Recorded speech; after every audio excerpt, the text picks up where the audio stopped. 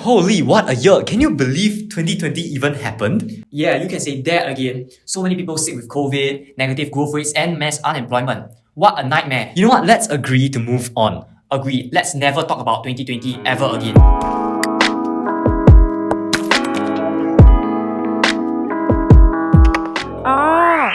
Ow, oof. We're all screwed. We're all gonna die. 2020 is the worst year ever. Hey, calm down. You can't just barge in here like this. Where did you even come from? 2020! Oh, nothing much. Just the start of the worst year ever. It's only March, and frankly, I have no idea what's going on. The economy's in shambles and... Breathe, buddy, breathe. You're in luck. You're in 2021 now. We've both survived 2020, and we each have our unique ways of keeping the economy alive. Why don't you learn from what we did and see if it works for you?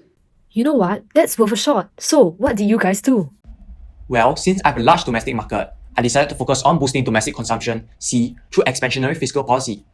Last year, the CARES Act was signed into law, providing a one-time cash payment of $1,200 per American, along with other spending provisions. This year, we signed a $1.9 trillion relief bill, including another round of individual stimulus checks, as part of fiscal policy to boost our recovery. This new relief package pushed our fiscal response above 27% of GDP, which is among the largest in the world. These transfer payments increase household disposable income, which induces consumption of domestic goods and services. C is a component of AD. Hence, this increase in C causes AD to increase. Output rises from Why not to Y final? amplified by the multiplier effect. And what do you know? Our focus on fiscal policy was effective. In 2020, my economy contracted significantly less than any of the other G7 countries. And in 2021 Q1, our economic growth was mainly driven by this increase in consumer spending. What about you, Israel? Well, personally, I'm a bit more extroverted, and so I'm more dependent on trade, which makes up a big part of my GDP. However, in 2020, my currency, the shekel, appreciated 7.5% against the USD because of optimism in my economic recovery. This lowered the export competitiveness of Israel as these goods became more expensive in foreign currency.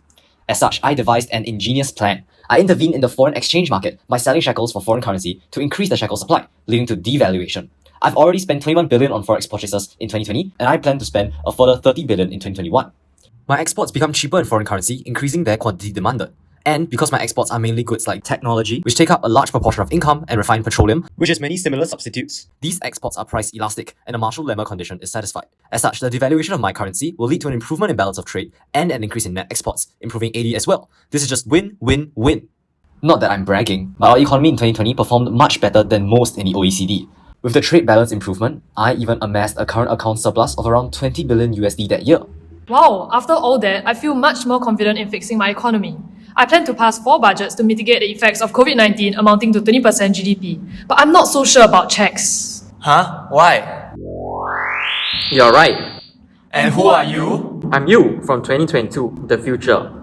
Like I was saying, instead of direct cash payments to consumers, my government has chosen to provide targeted vouchers to stimulate spending. This is because direct transfer payments won't be effective for Singaporeans, as lockdowns and safe distancing limit their opportunity to consume in person.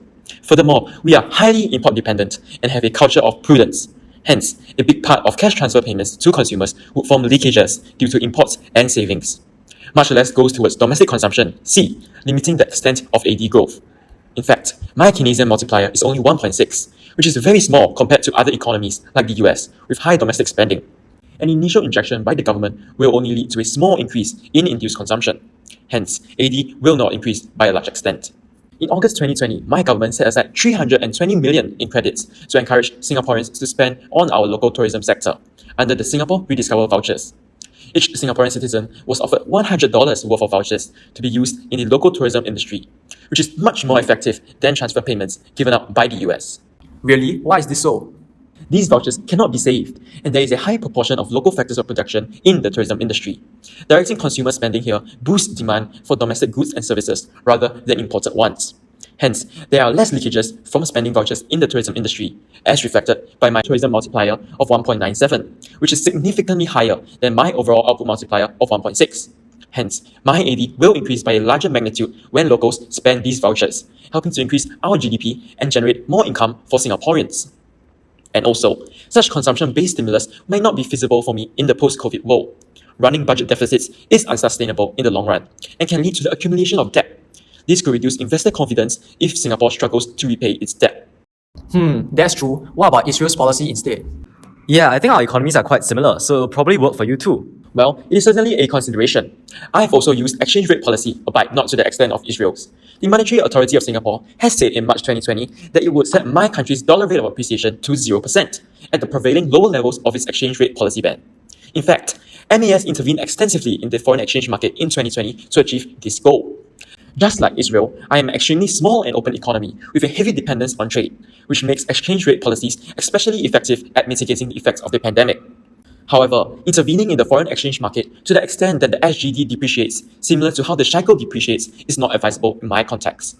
Different socio-economic contexts necessitate different responses. For me, while depreciation of the SGD will make our exports more competitive, there are undesirable side effects like imported inflation. The price of key imported goods like food in SGD would increase, causing Singaporeans to suffer from a higher cost of living. Furthermore, my exports have a higher import content compared to Israel, which limits the improvement in export price competitiveness through depreciation, reducing its effectiveness. According to OECD data, the import content of Israel's gross exports is 17.2%, while mine stands at a significant 39.5%, as highlighted in yellow. Depreciation of domestic currency increases the price of key imported inputs, translating to higher costs and prices of final goods, driving up the price of exports. This explains why it is not advisable for me to adopt a policy of depreciation, while Israel is comparatively more suited. Post-COVID-19, there is no need to keep appreciation of the SGD at zero. Instead, the gradual and modest appreciation of SGD will be beneficial in reducing the effects of imported inflation. You certainly have a point. Now you're all ready to go back. Hope we've helped you figure out what will work for your economy. Don't worry, you will make it out of COVID alive. Oh, I know I will. I mean, you will. But best of luck, man. You guys are really great. Thanks, guys. I'll miss you.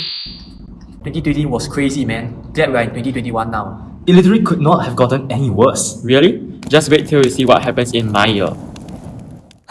Yeah, I'm looking forward to that. Wait, what?